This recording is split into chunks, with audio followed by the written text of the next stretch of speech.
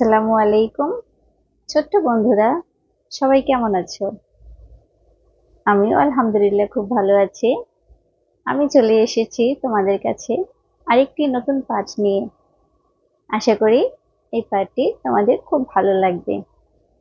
আচ্ছা, তাহলে আগে আমাকে বলো তো, আমরা আগের পাঠে কি শিখেছিলাম? হ্যাঁ, দুটি স্বরবর্ণ শিখেছিলাম। বলো তো কি কি? একটি ছিল স্বরে অ, আর আরেকটি ছিল স্বরে আ। হ্যাঁ, তোমাদের সবার মনে আছে তাই না? আচ্ছা, তাহলে আজকে আমরা আরো দুটি স্বরবর্ণ শিখব। ঠিক আছে? ওকে। এখন তাহলে আমি তোমাদেরকে আগে একটা ছবি দেখাচ্ছি। তোমরা ছবিটি দেখে বলো তো এটা কিসের ছবি? ভালো করে দেখো। হ্যাঁ, ঠিক ধরেছো। এটি হচ্ছে ইট। আচ্ছা, এখন আমি তোমাদেরকে আরেকটি ছবি দেখাচ্ছি। তোমরা দেখো তো এটা কিসের ছবি? হ্যাঁ, এটি একটি মাছ। মাছের নাম কি জানো? আমি বলে দিচ্ছি। এই মাছের নাম হচ্ছে ইলিশ।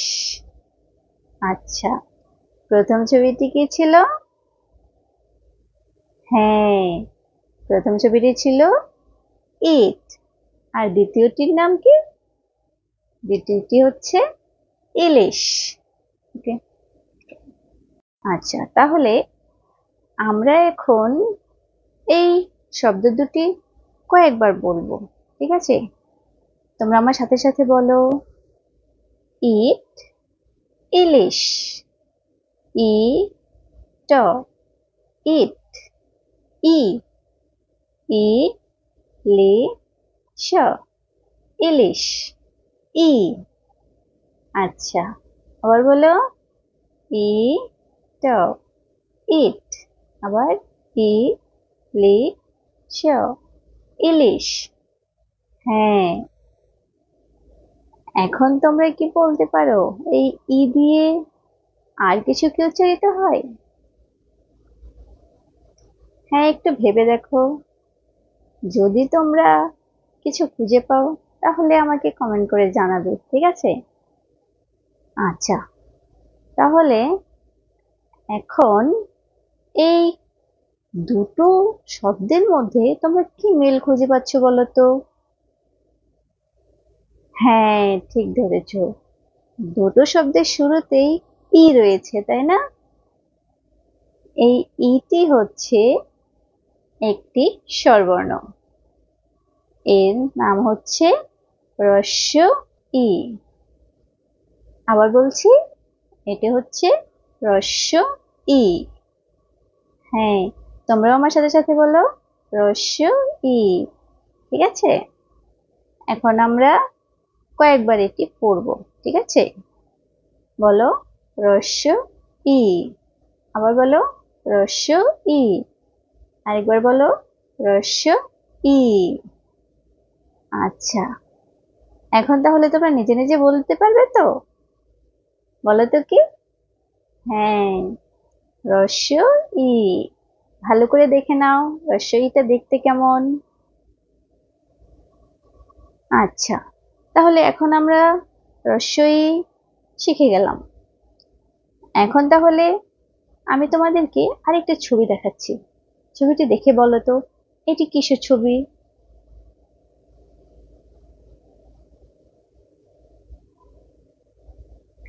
হ্যাঁ, এটি একটি পাখির ছবি তাই না? পাখিটির নাম জানো কি? আমি বলছি, তোমরা শোনো। এটি হচ্ছে ঈগল। এই পাখিটির নাম হচ্ছে ঈগল। আচ্ছা, এখন আমি তোমাদেরকে আরেকটি ছবি দেখাচ্ছি। একটু ভেবে বলো তো এটি কিসের ছবি? হুম, বলতে পারছো না? আচ্ছা, আমি বলে দিচ্ছি, তোমরা শোনো। এটি হচ্ছে ঈশান।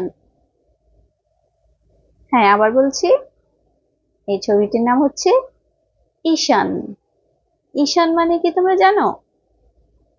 ঈশান হচ্ছে একটি দিকের নাম, মানে উত্তর আর পূর্ব দিককে ঈশান কোণ বলা হয়। ঠিক আছে? আচ্ছা, তাহলে আমরা এই শব্দ দুটি এখন কয়েকবার বলবো। আমি আগে বলবো, তোমরা আমার সাথে সাথে বলো। ঠিক আছে? ওকে। ঈগল, ঈশান, ই গ ল, ঈগল। ই ই শা ন, ঈশান। ই, হ্যাঁ। আচ্ছা, এখন তোমরা বলো তো, এই ঈগল আর ঈশানের মধ্যে কি মিল খুঁজে পাচ্ছ?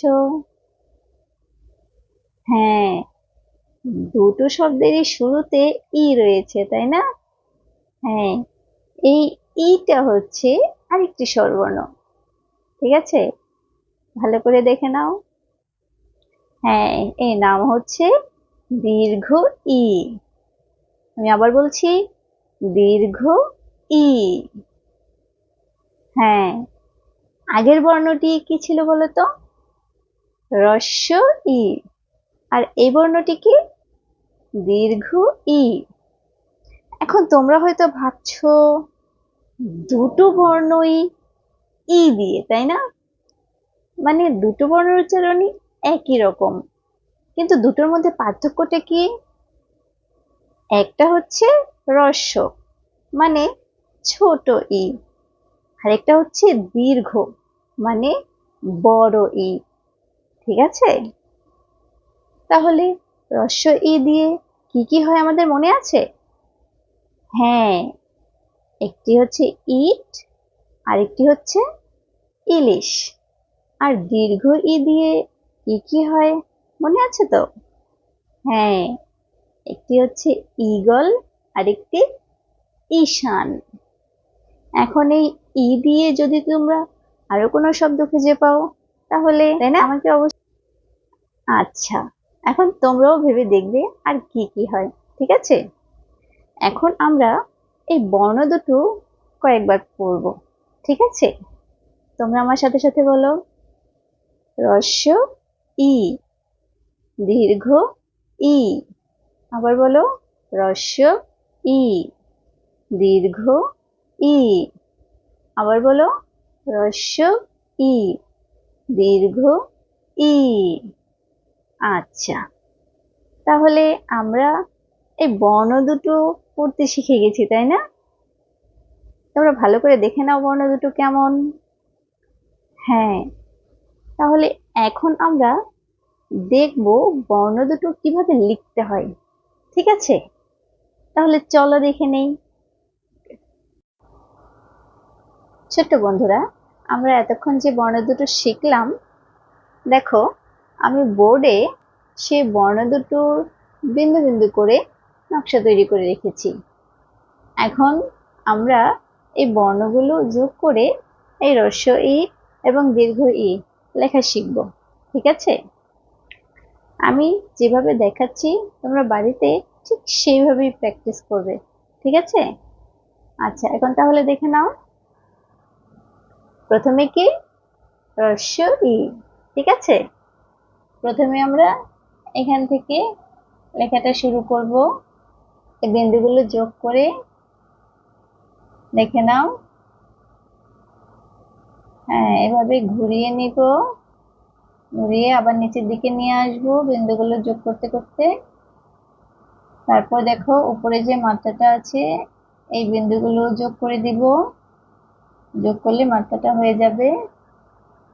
তারপর এই বিন্দুগুলো সোজা করে যোগ করে দিব।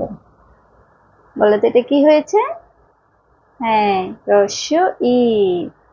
তোমরা দেখেছো তো আমি কত সহজে লিখে ফেললাম। আচ্ছা, তাহলে তোমাদের বোঝার সুবিধার্থে আমি আরেকবার লিখে দেখাচ্ছি, তোমরা দেখে নাও। ঠিক এখান থেকে আমরা বিন্দুগুলো যোগ করে দিব। ঠিক আছে? এভাবে ঘুরিয়ে ঘুরিয়ে তারপর এদিকে নিয়ে আসব, তারপর আবার নিচের দিকে নিয়ে যাব। ঠিক আছে? এখন উপরের বিন্দুগুলো যোগ করে দিব, তোমরা দেখে নাও। এই দিয়ে দিলাম মাত্রা। এখন এই বিন্দুগুলো সোজা করে যোগ করে দিব। এই হয়ে গেল আমাদের হ্রস্ব ই। ঠিক আছে, ওকে। এখন তাহলে আমরা লেখা শিখব কি? দীর্ঘ ই। এখন দেখো, আমি এই বর্ণেরও বিন্দু বিন্দু করে নকশা তৈরি করে রেখেছি। তোমরা দেখো আমি কিভাবে এগুলো যোগ করে দীর্ঘ ই তৈরি করি। ঠিক আছে, এটাও ঠিক হ্রস্ব এর মতোই। এখান থেকে আমরা বিন্দুগুলো যোগ করে দিব, তারপর এভাবে ঘুরিয়ে নিচের দিকে নিয়ে আসব, তারপর আবার বিন্দুগুলো যোগ করতে করতে উপরের দিকে চলে যাব, তারপর আবার নিচের বিন্দুগুলো এইভাবে যোগ করতে করতে নিচে চলে যাব। ঠিক আছে, এখন উপরের বিন্দুগুলো এইভাবে যোগ করে দিব। এখন এই মাথার উপরের বিন্দুগুলো যোগ করে দিচ্ছি।